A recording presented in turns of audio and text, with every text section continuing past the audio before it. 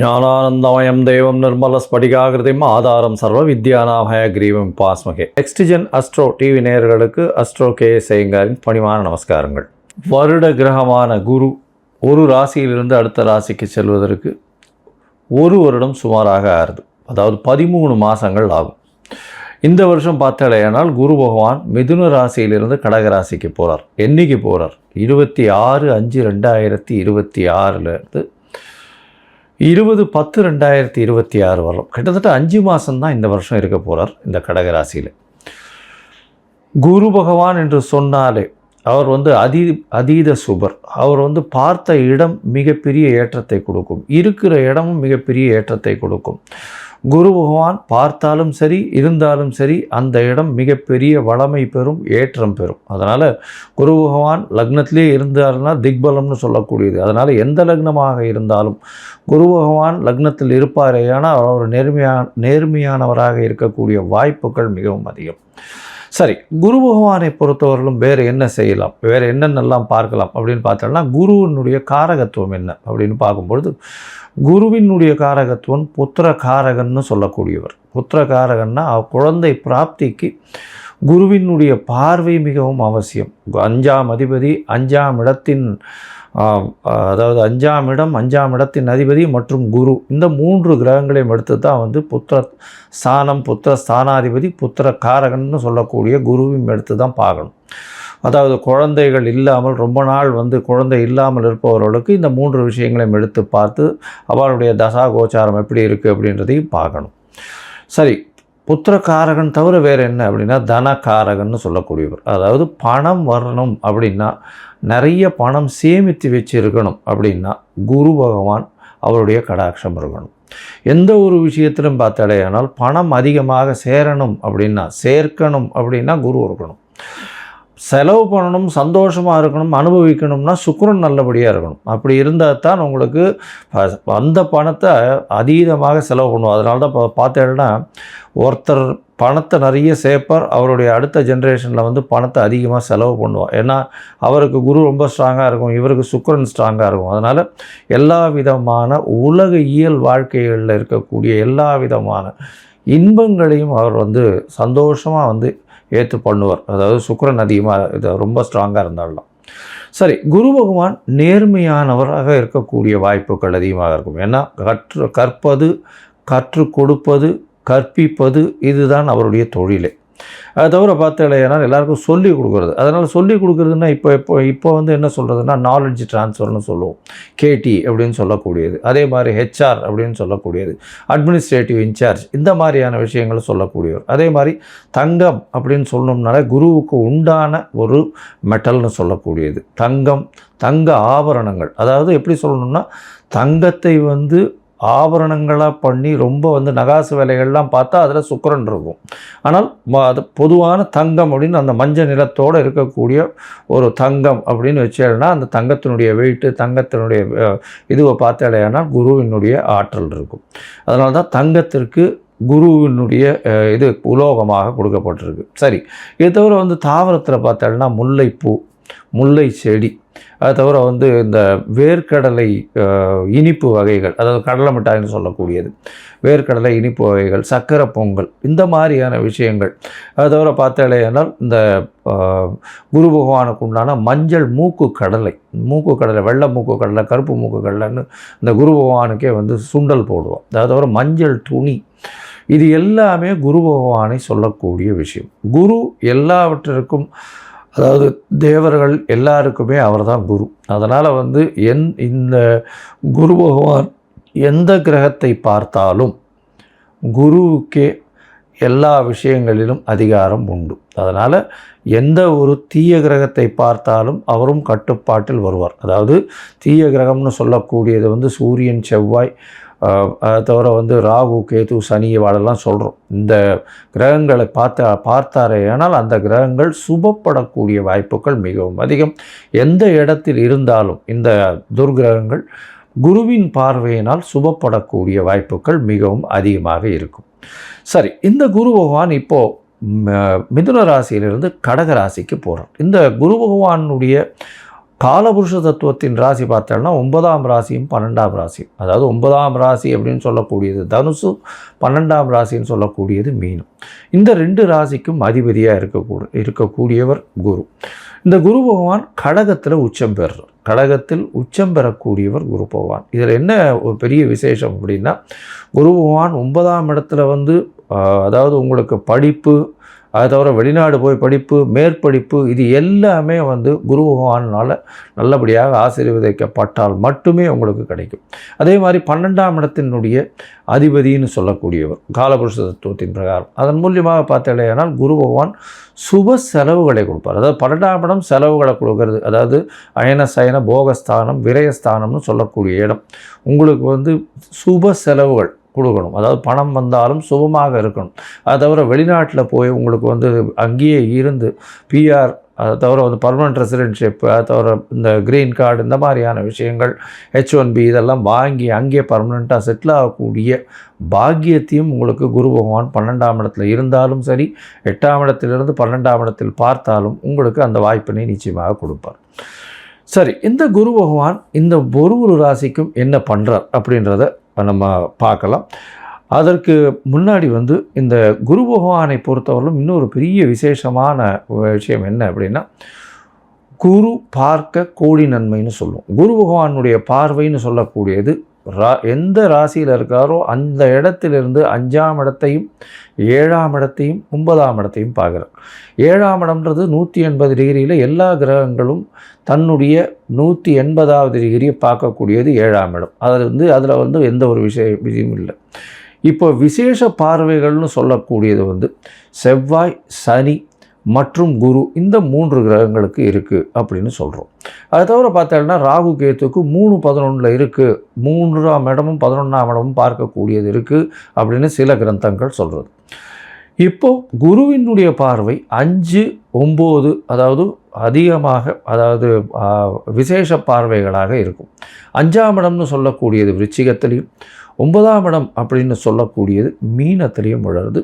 இதை தவிர மகரத்தையும் அவர் பார்க்குறார். ஏன்னா 7ஆம் இடமான கடகத்திற்கு 7ஆம் இடம்னு சொல்லக்கூடியது மகரம். இந்த மகரத்திலையும் அவர் அவரை பார்க்குறார். இதன் மூலியமாக என்ன ஆகும்? குரு பார்க்க கோடி நன்மை, அந்த இடம் எல்லாமே வளம் பெறும், சுபம் பெறும். அதை தவிர பார்த்தேனால் குரு பார்க்கறதுனால திருமண பாக்கியங்கள் ஏற்படும். அதாவது குரு பலம் வந்ததா அப்படின்னு சொல்லக்கூடியது. குரு பலம் வந்தது அப்படின்னு சொல்கிறது வந்து என்னென்னா, குருவினுடைய பார்வை 2, 4, 7, 8, 12 இந்த மாதிரியான விஷயங்களில் வந்ததே. ஆனால் குருவினுடைய பார்வை பட்டாலே, அதாவது அது வந்து நிச்சயமாக அவர்களுக்கு வந்து திருமண பாக்கியம் ஏற்படக்கூடிய வாய்ப்புகள் மிகவும் அதிகம். இதை தவிர பார்த்தீங்கன்னா 5ஆம் இடத்தை குரு பார்த்தாலும், அதை தவிர 5ஆம் இடத்தில் குரு இருந்தாலும் குழந்தை பிராப்தியும் ஏற்படக்கூடிய பாக்கியம் உண்டு. அதனால் இந்த குரு எந்த இடத்தில் இருந்தாலும் சுபத்தை செய்வார். எந்த இடத்தில் இருந்தாலும், எந்த துர்கிரகங்களோடு இருந்தாலும் அவரையும் சுபப்படுத்தக்கூடிய வாய்ப்புகள் மிகவும் அதிகம்.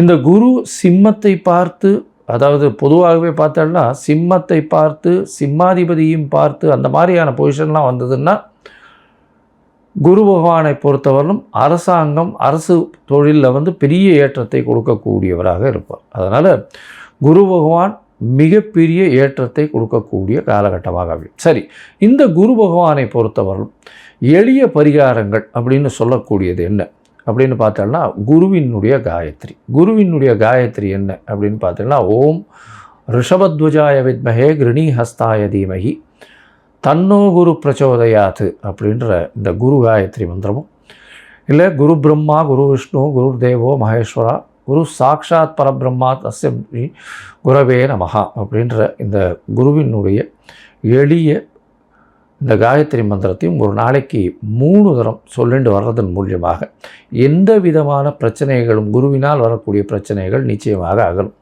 அதை தவிர பார்த்தோம்னா இன்னும் எளிய பரிகாரம்னு சொன்னால், அருகில் இருக்கக்கூடிய தட்சிணாமூர்த்திக்கு போய் நெய் வழக்கு போட்டு வாங்கும், நெய் தானம் கொடுங்க.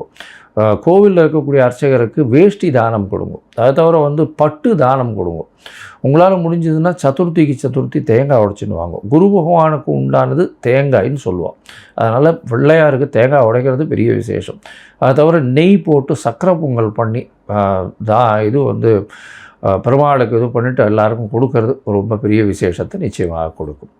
சரி, இப்போது ஒரு ராசியாக மேஷம் முதல் மீனம் வரை இந்த குரு பெயர்ச்சி என்ன மாதிரியான மாற்றங்களை கொடுக்கும் அப்படின்றத பார்க்கலாம். அதற்கு முன்னாடி என்னுடைய மொபைல் நம்பர் ஸ்க்ராலிங்கில் போயின்னு இருக்கும்.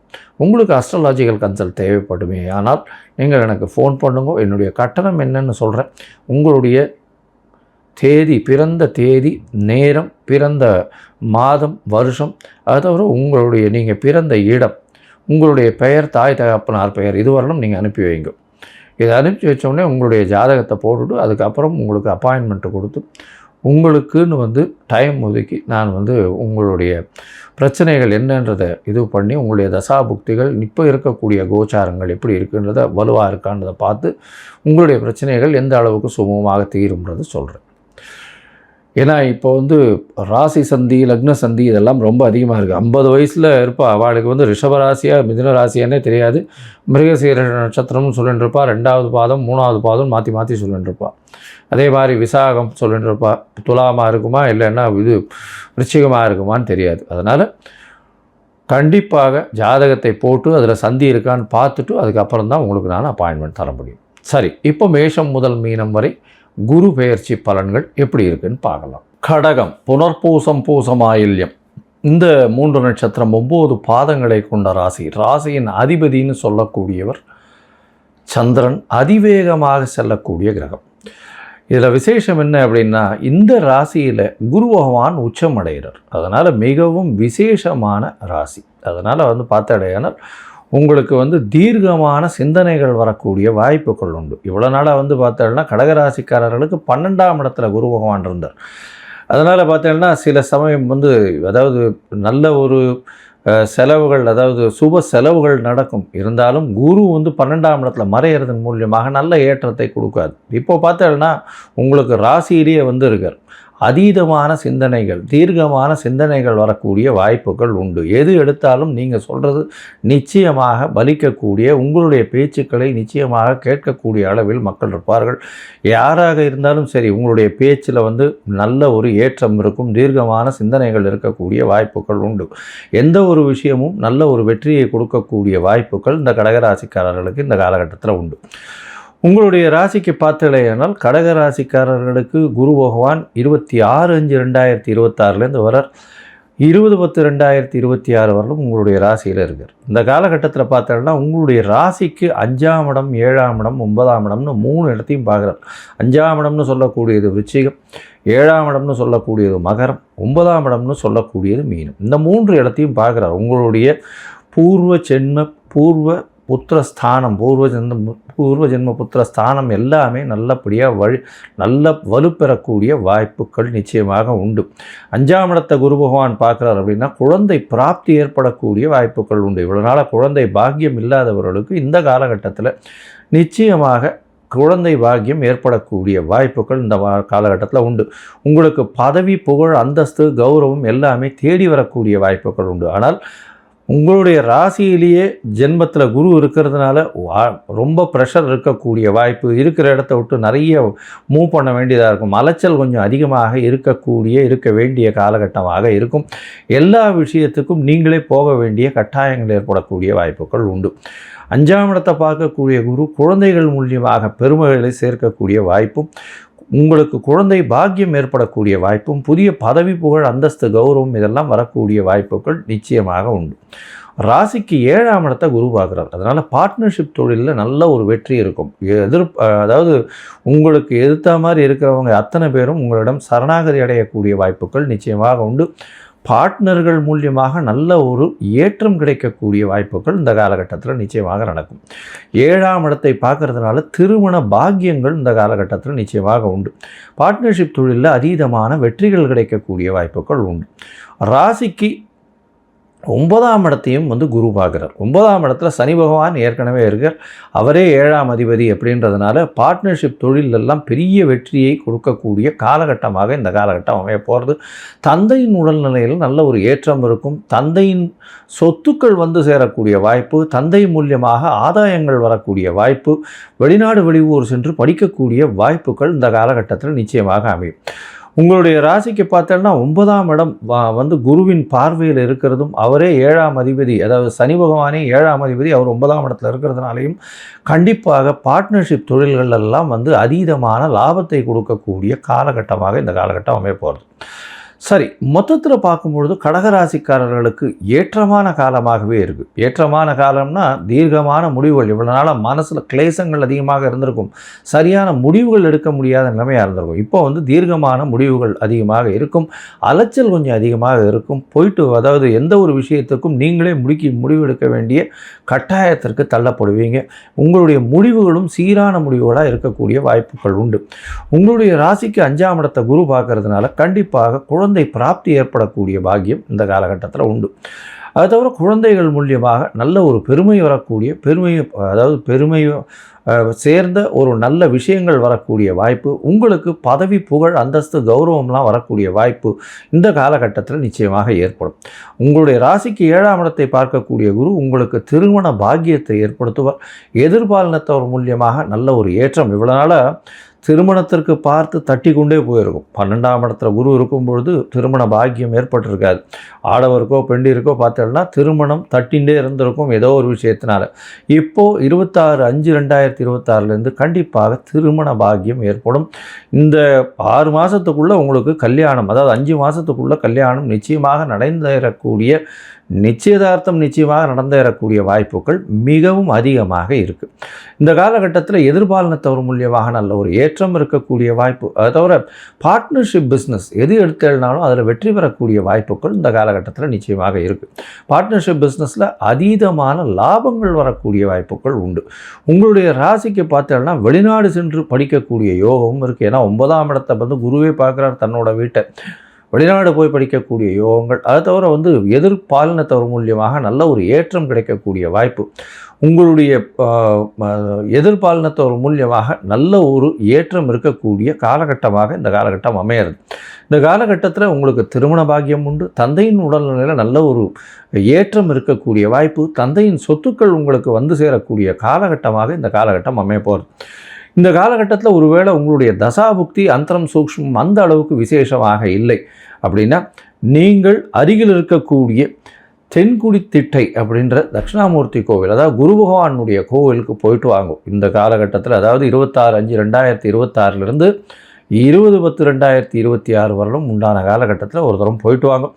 அது தவிர இந்த வீட்டுக்கு பக்கத்தில் இருக்கக்கூடிய தட்சிணாமூர்த்தியோ இல்லைன்னா நவகிரகத்தில் இருக்கக்கூடிய குருவின் சன்னதி, அவருக்கு வந்து இந்த வியாழக்கிழமை மூக்கு கடலை அது சுண்டலாக பண்ணி விநியோகம் பண்ணுங்க. வர்றவாளுக்கெல்லாம், அதாவது குருவுக்கு இது பண்ணிவிட்டு அதுக்கப்புறம் வர்றவாளுக்கெல்லாம் விநியோகம் பண்ணுங்க.